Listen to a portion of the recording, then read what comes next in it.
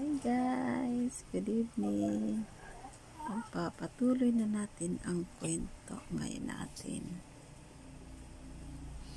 Ngayon, sana tayo sa hospital na at narating ko na ang hospital. Nung dumating ako sa hospital nga, nakita ko ang aking ate na mayroon na nga pasak ang bunganga ng stick. Ngayon, nagulat ako. Grabe. Sabi ko, nung isang araw lang tayo nagkita ganito na nangyari sa'yo. Nasa hospital ka na. Grabe naman. Hindi, yan na. Ako, bakit? Anong natabo? Pero hindi na siya nagasalita. Wala na lang. Tumitingin na lang siya sa'yo. Kung ano na. Pero alam niyo kung bakit. Sinisi ko pa rin siya sa kabila ng lahat ng kanya dinanas. Kasi nga, ang sabi ko nga sa kanya, huwag kang magpadalos-dalos, mag-isip ka. Kasi hindi mo nga alam, hindi mo kilala yung tao. Tapos sasama-sama ka. Pero, hindi ko alam kung naririnig pa niya o ano. Kasi nakatingin na nga lang siya sa'yo. Ayun, kasi ayun nga. Pagkatapos, ganun na lahat.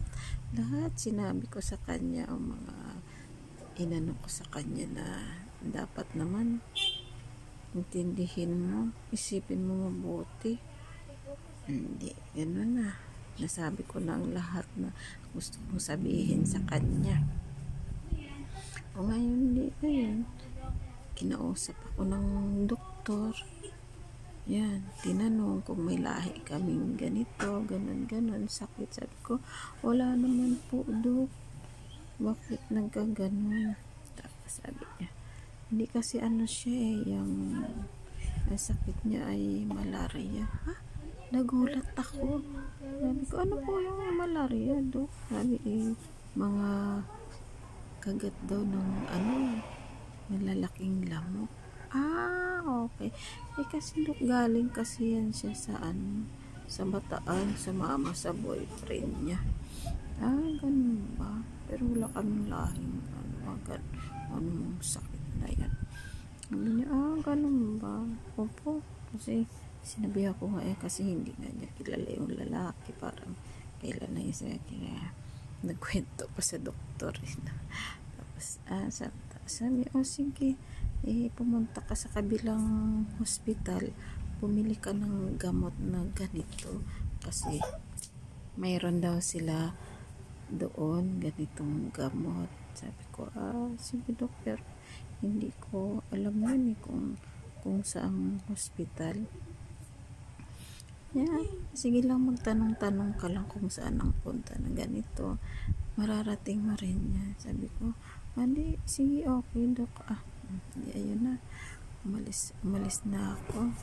Ay nako, talaga naman may may Panginoon nga talagang mag-uubay sa'yo kung talagang kinakailangan mo.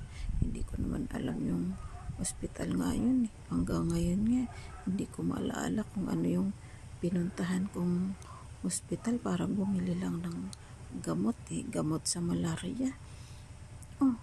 Nakarating ako doon sa hospital na sinabi ng doktor. Tapos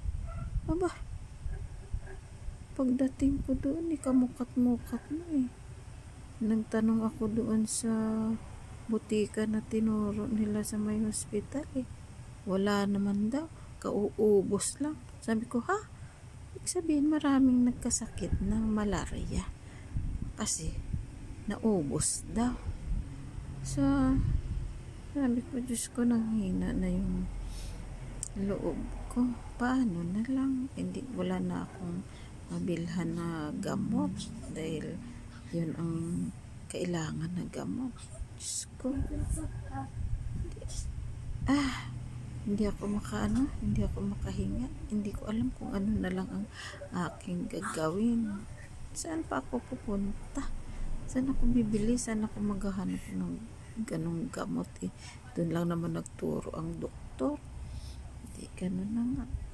Diyos ko, ano yun? Babalik ako nang wala lang naman akong dala. Sabagay wala akong magagawa kasi pinuntahan ko rin naman. At hinahanap ko din. Pagdating ko, wala na nga. So, wala. Sayang. Parang manghihinayang ka na lang ng pagod mo pero wala kang magagawa. Talagang normal. Ganun sa pagpapahirap. Siyempre, hindi, ganun na nga. Balik ako, Diyos ko, alam niyo po ba, parang hindi sumasayad ang paa ko sa lupa or semento man yan ang dinadaanan ko. Grabe talaga.